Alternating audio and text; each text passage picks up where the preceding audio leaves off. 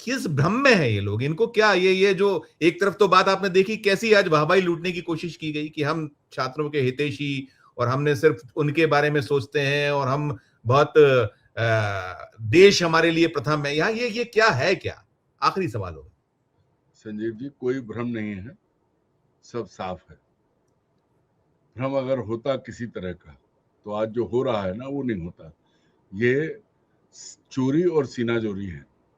और जितनी ताकत से नरेंद्र मोदी छात्र आंदोलन को, नरेंद्र मोदी और अमित शाह दोनों मिलकर कुचलने की कोशिश कर रहे थे, वो दिल्ली ने देखा, देश ने देखा। और उससे आगे बढ़ के जो हुआ वो बिहार में, वो अब आप दिखा रहे हैं।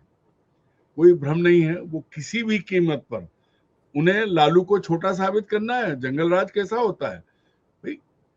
गोली यूं चल रही है, गोली नीचे चलाई जाती है, किसने ऑर्डर दिया, ये सब बात की बात है।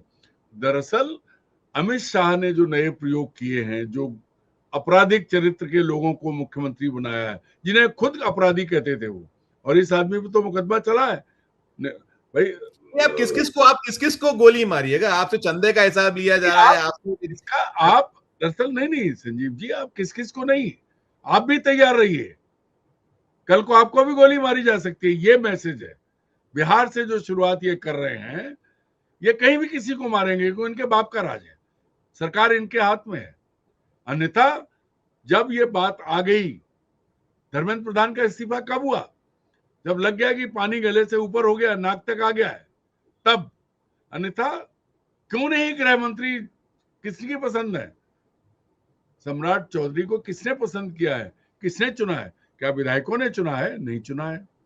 भाजपा के विधायकों के नेता नहीं है वो कलेक्टर हैं अमित शाह के, चाहे शुभेंदु सरकार, हेमंता बिस्वा, सब उनके एजेंट। तो उनको किसने हक दिया सीधे गोली चलवाइए? मान लीजिए कि 2-4 लाशें गिर गई होती, छात्रों ने हमला इतना बड़ा किया कि सरकारी संपत्ति को बहुत नुकसान पहुंच गया होता, तब गोली चलती। लेकिन उसका भी प्रोसीजर, किस मजिस्ट्रेट ने ऑर्डर दिया? कहीं नहीं है। दौड़ते दौड़ते गोली मार दो, ये मनमानी है। और ये जो बात कही थी, जो सम्राट चौधरी ने कहा कि इनकाउंटर होगा अपराधियों को, तो भाई अभिषेक ये बताइए कितने बड़े अपराधियों का इनकाउंटर हुआ है? कोई है ऐसा बड़ा अपराधी जिसका बिहार में इनकाउंटर हुआ हो? भी भरत तिवारी तो अपराधी नहीं था। तो ये इनकाउंटर किसका कर रहे हैं? इनकाउंटर ये अपने विरोधियों का कर रहे हैं। बांकीपुर की बात है, जिन लालू यादव को चारा चोर कहते थे, पहले एक आदमी को टिकट दे दिया, उसके पिता को सजा हुई थी चारा चोरी में। अब बताओ आप। तो ये दरअसल इतना नीचे गिर गए हैं नरेंद्र मोदी और अमित शाह देश की सत्ता पर काबिज बने रहने के लिए, कि इन्होंने, आप ध्यान से सुन लीजिए मेरी बात, इन्होंने अपने पितृ संगठन राष्ट्रीय स्वयंसेवक संघ को अयोध्या में चोर साबित करवा दिया है। वो भी किसका? भगवान राम के मंदिर की चोरी। ये जो है, इन्होंने सबके साथ, ये दोनों लोग मिलकर देश को जहां ले जाना चाहते हैं। अब इन्हें संघ की भी जरूरत नहीं है। अब सारी चीजों को आप जोड़ेंगे तो ये दृश्य जो आज आपने देखे, ये आपको कहीं भी देखने को मिलेंगे, क्योंकि यही एक रास्ता इनके पास बचा है। जैसे चिराग बुझने से पहले फकफकाता है, बहुत तेज लौ देता है, ऐसी स्थिति इनकी आ गई है कि इनको अब समझ में नहीं आ रहा है। दुनिया भर में बेइज्जती हो रही थी, अब घर में भी युवा उतर आए हैं। अब क्या करोगे? नरेंद्र मोदी को 56 साल का युवा दिख रहा था, उसकी बात, उस पर व्यंग कर रहे थे। अब ये 16 से लेकर 26 तक के युवा घूम रहे हैं, जिनके सामने आज दंडवत हुए कि नहीं हुए, इस्तीफा लिया कि नहीं लिया, पैसे दोगे कि नहीं दोगे, मुकदमा कर वापस लोगे कि नहीं लोगे, सब तो माना है आपने। तो ये जो है, ये बेशर्मी और मक्कारी की पराकाष्ठा है, और इसके लिए कोई और दोषी नहीं है। ये डबल इंजन की सरकार के 2 मुखिया वही दोषी है। बिल्कुल बिल्कुल। मैं अभिषेक आखिरी आप करिएगा। देखिए, मुझे जो मैं देख रहा हूं कि 10 जिलों में हिंसक झड़पें हैं, 423 पकड़े गए हैं, सीवान में 10 राउंड फायरिंग है, छपरा सीतामढ़ी में गाड़ियां कुछ जलाई गई हैं, तेजस्वी ने जो बोले कि AK-47 से चलाई गई गोलियां। कोई रिएक्शन आया है सरकार का? कुछ है, कुछ मुख्यमंत्री का आपने देखा हो या कोई और कहीं कुछ ऑफिशियल दिखता है, कुछ है अब तक? आखिरी आप उसको सम अप करिए। और तो तेजस्वी यादव पे शायद ब्लेम है, आपने कहा ना, उनको शायद पकड़ा गया है, उनको क्या कि उन्होंने उकसाया क्या है, उसको सब पे आप सम अप कर दीजिएगा। Unmute unmute. तेजस्वी यादव पर नहीं है, तेज प्रताप यादव पर है। तेज प्रताप यादव लालू यादव के बड़े बेटे हैं और अपनी पार्टी चलाते हैं, जनशक्ति जनता दल। उन पर भीड़ को उकसाने का आरोप है और उनको हिरासत में लिया गया है। तो बिहार में इस तरह के घटनाक्रम सामने आ रहे हैं। आज जब बिहार बंद बुलाया गया था तो कल सीपीआई-एमएल के जो विधायक हैं पालीगंज के संदीप सौरभ और ऐसे ही कई विधायकों को, नेताओं को पुलिस ने हिरासत में लिया था। तो ये चीजें चल रही हैं।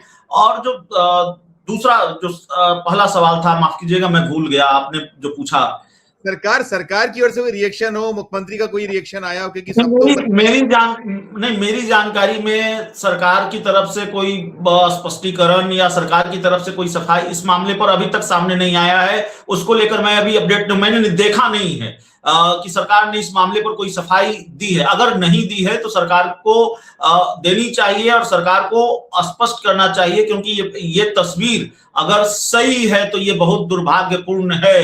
क्योंकि जाहिर तौर पर पत्थर का जवाब AK-47 तो नहीं हो सकता, और AK-47 किस तरह के राइफल होती है और किस पर उसका इस्तेमाल होता है, और सर बता रहे थे कि कैसे इस्तेमाल किया जा रहा है और कैसे इस्तेमाल होता है, तो यह भी बताने की जरूरत नहीं है। तो ये जाहिर तौर पर ये बड़ी विडंबना है, बहुत दुखद तस्वीर है। चाहे वो सिवान से आए, चाहे वो किसी दूसरी जगह से आए, ये नहीं होना चाहिए। मैं फिर कहूंगा, पुलिस को ट्रेनिंग मिली होती है, पुलिस वेल ट्रेंड होती है, और पत्थर चलाने वाला वेल ट्रेंड नहीं होता है, उसको ट्रेनिंग नहीं मिली है।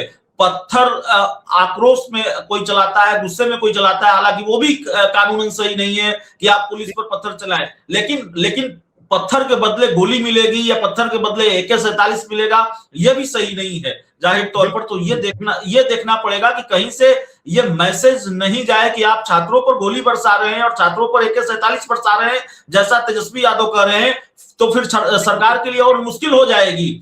सरकार को बैकफुट पर आना पड़ा है, अपने मंत्री का इस्तीफा लेना पड़ा है। शायद देश के रक्षा मंत्री हैं राजनाथ सिंह, उन्होंने कहा था कि हमारे यहाँ इस्तीफे नहीं होते, और फिर आज इस्तीफा हो गया, तो फिर सरकार को और पीछे जाना पड़ेगा। ये सरकार के लिए मुश्किल होगी, ये सरकार के लिए कोई अच्छी बात नहीं है कि आपकी पुलिस गोलियां बरसा रही है या गोली बरसा रही है।